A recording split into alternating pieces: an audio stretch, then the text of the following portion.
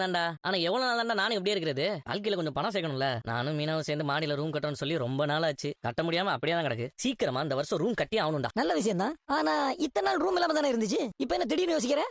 அது அதான்டா இந்த குழந்தைங்க எதிர்காலம் இதெல்லாம் சொல்லிட்டு இருந்தீங்கல்ல. அதுக்கான வழியெல்லாம் பாக்கணும்ல.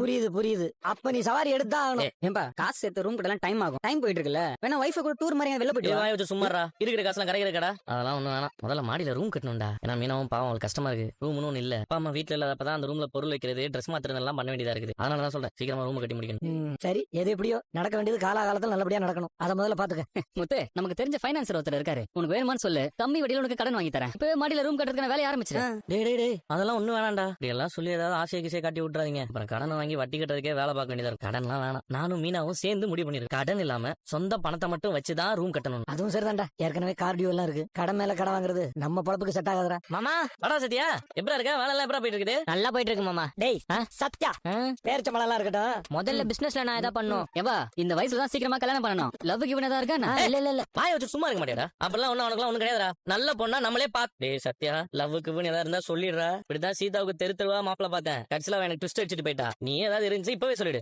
ஐயோ மாமா அப்பெல்லாம் எதுவுமே இல்ல. அப்படி ஏதாச்சும் இருந்துச்சுன்னா உங்ககிட்ட தான் முதல்ல சொல்லுவேன். இப்போதைக்கு எனக்கு அந்த மாதிரி எந்த